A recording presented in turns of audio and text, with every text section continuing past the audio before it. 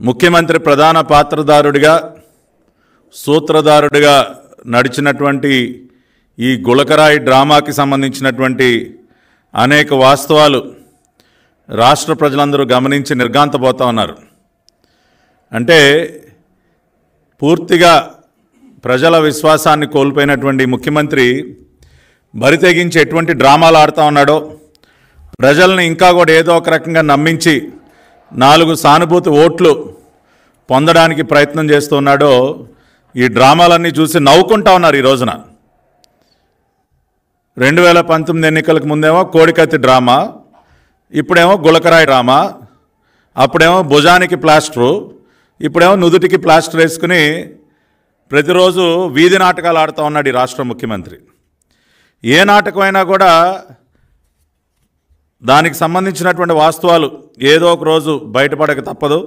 అందుకనే ఆ డ్రామా ఆడినటువంటి మరుసటి రోజు నుంచి అనేక వాస్తవాలు వెలుగులోకి రావటం, ప్రజలందరూ కూడా ఈ నాటకాన్ని బాగా అర్థం చేసుకోవటం జరిగింది. నిన్న విజయవాడ నగర పోలీసులు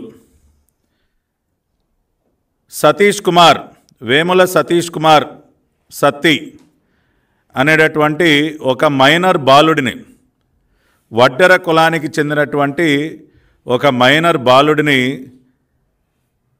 ఈ నాటకంలో బలిపశువును చేయడం కోసం అక్రమంగా అరెస్టు చేసి, మరి దానికి సంబంధించి అరెస్టు చూపటం, దానికి సంబంధించినటువంటి రిమాండ్ రిపోర్ట్ను కూడా ఇవాళ మన ముందున్నటువంటి పరిస్థితి. 2019 కోడికత్తి డ్రామాలోనేమో ఒక దళిత బిడ్డని బలిపశువును చేశారు. ఇప్పుడేమో బలహీన వర్గాలకు చెందినటువంటి వడ్డెర కులానికి చెందినటువంటి మైనర్ యువకుల్ని బలి చేస్తూ ఉన్నారు. ఇక్కడ మనం ఒకటి బలహీన వర్గానికి చెందినటువంటి వడ్డెర కులానికి చెందినటువంటి వారిని బలిపశువులు చేయటం ఒక విషయం అయితే, రెండవది మైనర్ యువకుల్ని, మేజర్ కూడా కానటువంటి మైనర్ యువకుల్ని ఈ కుట్రలో ఈ డ్రామాకు బలి చేయటం. ఒక్కసారి పోలీసులు సమర్పించినటువంటి రిమాండ్ రిపోర్టు మనం గమనించినట్లయితే ఈ నాటకంలో ఉన్నటువంటి అనేక విషయాలు, వీళ్ళు చేసినటువంటి కుట్రలు ఏ విధంగా ఉన్నాయి కూడా ఈ రిమాండ్ రిపోర్ట్ ఆధారంగానే ఈరోజు మేము బయటపెట్టదలుచుకున్నాం. ముందుగా ఈ సతీష్ అనే కుర్రవాడు, అతను మైనర్ కాదు మేజర్ అని రుజువు చేయటం కోసం ఒక తప్పుడు బర్త్ సర్టిఫికెట్నే సృష్టించారు విజయవాడ నగర పోలీసులు. అంటే తాము అరెస్ట్ చేసింది మైనర్ కాదు, ఇతను మేజర్ అని రుజువు చేయటం కోసం ఒక ఫేక్ బర్త్ సర్టిఫికెట్ని రుజువు చేశారు. ఫేక్ బర్త్ సర్టిఫికెట్ని ప్రొడ్యూస్ చేయటం జరిగింది, తయారు చేయటం జరిగింది. ఎందుకంటే ఏ కేసులో అయినా మైనర్ యువకుల్ని గనక అదుపులోకి తీసుకుంటే చట్ట ప్రకారం దానికి కొన్ని ప్రొసీజర్స్ పాటించాల్సినటువంటి అవసరం ఉంటుంది. ఆఖరికి పోలీస్ యూనిఫారం వేసుకుని కూడా వాళ్ళని విచారించడానికి అధికారులకు ఆ రైట్ లేదు, ఆ హక్కు లేదు. చైల్డ్ ప్రొటెక్షన్ యాక్ట్కి సంబంధించి అనేక రకాలైనటువంటి చట్టాలు ఉన్నాయి, వాటిని ఖచ్చితంగా ఫాలో అవ్వాల్సినటువంటి అవసరం ఉంటుంది. అంటే వాటన్నిటినీ బైపాస్ చేయటం కోసం, వాటి నుంచి తప్పించుకోవటం కోసం ఒక మైనర్ బాలుడికి చెందినటువంటి ఏజ్ ధృవీకరణకు సంబంధించినటువంటి బర్త్ సర్టిఫికెట్ని కూడా ఒక ఫేక్ బర్త్ సర్టిఫికెట్ని సృష్టించారు. వాస్తవంగా వీళ్ళు అరెస్ట్ చేసినటువంటి ఈ సతీష్ ఎవరైతే ఉన్నారో అతని ఆధార్ కార్డులో చాలా స్పష్టంగా అతని ఏజ్ కూడా మెన్షన్ చేసింది. ఇది సతీష్కి చెందినటువంటి వేముల సతీష్ కుమార్కి చెందినటువంటి ఆధార్ కార్డు.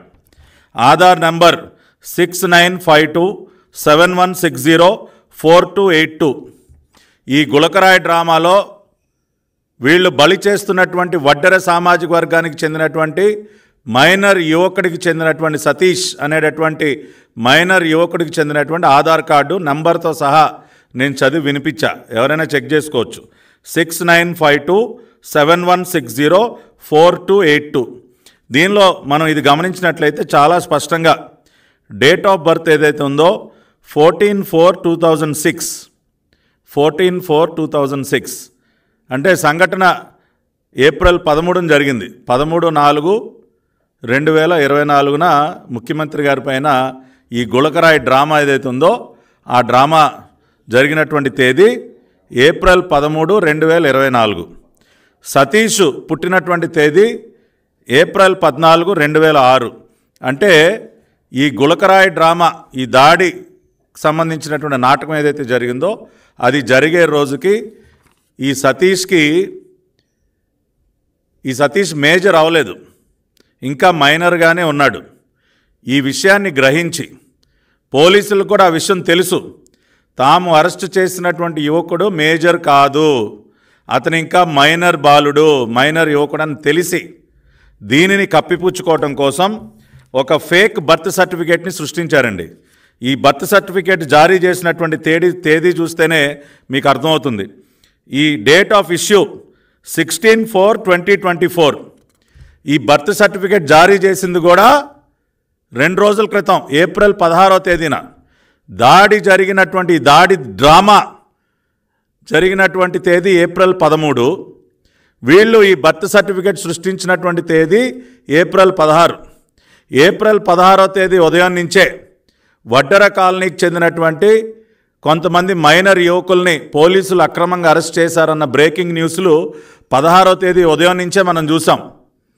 ఆ రోజున వీళ్ళు సృష్టించినటువంటి ఫేక్ బర్త్ సర్టిఫికేట్ ఇది, వేముల సతీష్ కుమార్ పేరుతో. అంటే ఎంత నిస్సిగ్గుగా వీళ్ళు ఆఖరికి దొంగ బర్త్ సర్టిఫికెట్లు కూడా సృష్టించి వడ్డెర సామాజిక వర్గం, ఒక బలహీన వర్గాలకు చెందినటువంటి ఒక మైనర్ యువకుడిని ఏ రకంగా ఇరికించారో ఈ సాక్ష్యాల ద్వారానే మనకి చాలా స్పష్టంగా అర్థమవుతుంది. ఇది అతని ఒరిజినల్ ఆధార్ కార్డు, ఇది పోలీసులు సృష్టించినటువంటి ఫేక్ బర్త్ సర్టిఫికేట్. దీన్ని ప్రజలందరూ కూడా గమనించాలి. అంటే వీళ్ళు చేసినటువంటి తప్పు, ఆడినటువంటి డ్రామాని కప్పిపుచ్చుకోవడం కోసం తప్పుడు డాక్యుమెంట్స్ని కూడా ఏ విధంగా సృష్టిస్తూ ఉన్నారో ఒకసారి చూడండి. వీళ్ళు సృష్టించినటువంటి ఫేక్ బర్త్ సర్టిఫికెట్లో వీళ్ళు పెట్టినటువంటి డేట్ ఆఫ్ బర్త్ ఒకసారి మనం చూసినట్లయితే 14/10/2005 అండి. వీళ్ళు తయారు చేసినటువంటి ఫేక్ బర్త్ సర్టిఫికెట్లో సతీష్ అక్టోబర్ 14, 2005 జన్మించాడని చెప్పి వీళ్ళు రాశారు. యాక్చువల్గా అతను పుట్టిన తేదీ ఏప్రిల్ 14, 2006. కానీ ఒక్కసారి డేట్ గుర్తుపెట్టుకోండి, అక్టోబర్ 14, 2005 అండి. ఒక్కసారి మనం ఈ రిమాండ్ రిపోర్ట్ కనుక పరిశీలించినట్లయితే ఈ రిమాండ్ రిపోర్ట్లోనేమో వేముల సతీష్ ఏజ్ 19 ఇయర్స్ అని పెట్టారు. అసలు వాస్తవంగా దాడి జరిగిన రోజుకి అతనికి 18 సంవత్సరాలు కూడా నిండలేదు. వీళ్ళు తయారు చేసినటువంటి ఈ ఫేక్ బర్త్ సర్టిఫికేట్ ద్వారా 18 కాదు, అసలు 19 నిండలేదు. అక్టోబర్ 14, 2005 అంటే 19 సంవత్సరాలు నిండలేదు. రిమాండ్ రిపోర్ట్లోనే 19 సంవత్సరాలను వేసేశారు.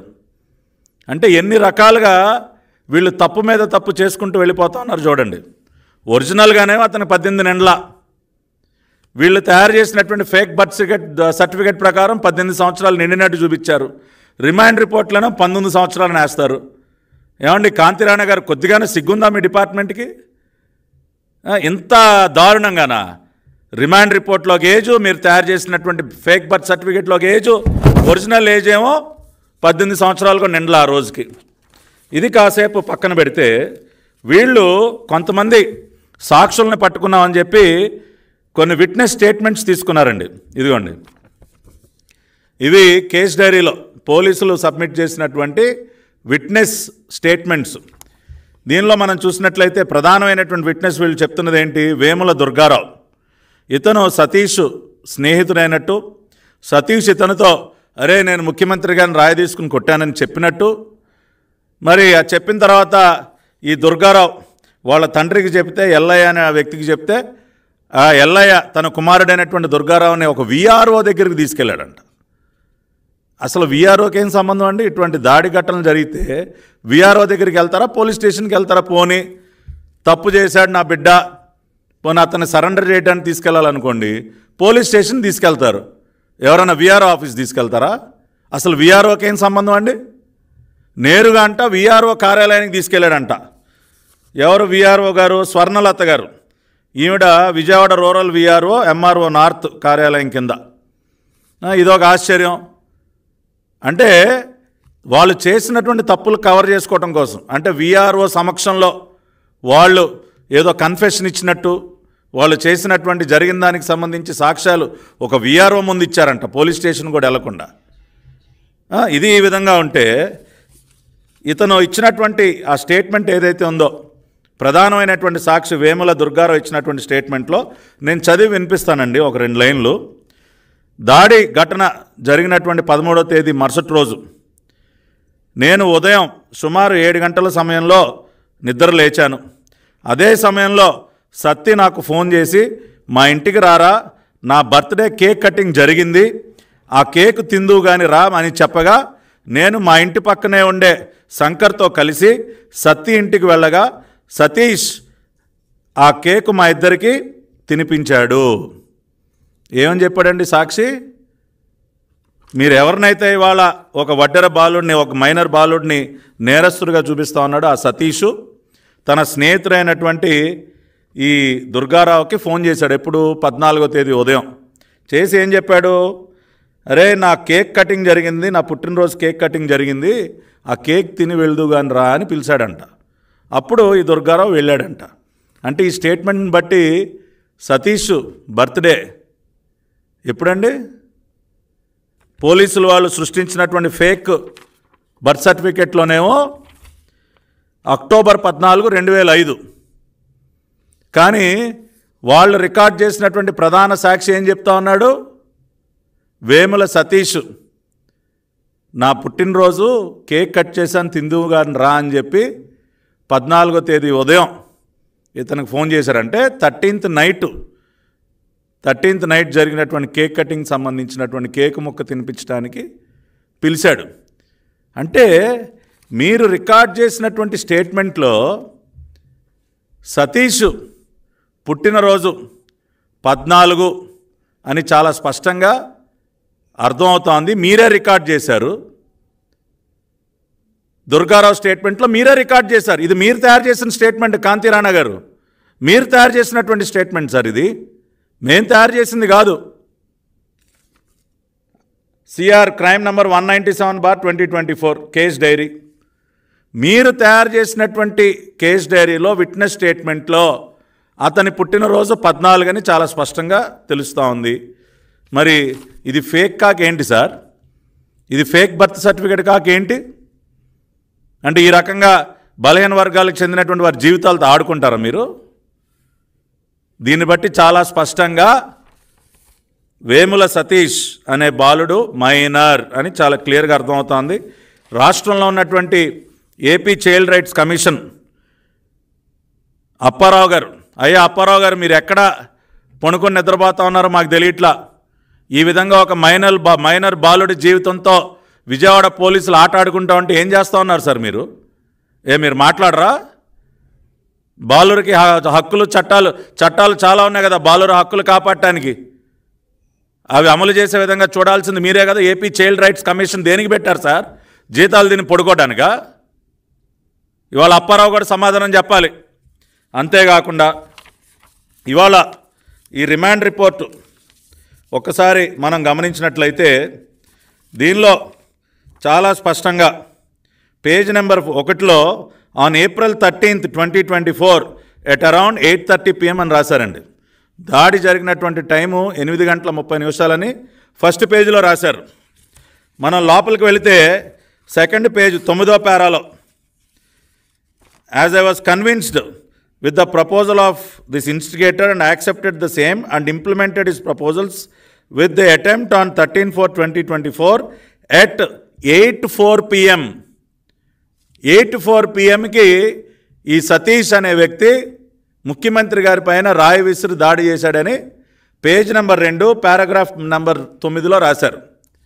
అదే రిమాండ్ రిపోర్ట్లో ఫస్ట్ పేజీలోనేమో 8:30 అని రాశారు. అసలు దాడే జరిగినప్పుడు ఈ టైంలో ఒకటేంట్లేని 10 రాసుకోవచ్చు మనం.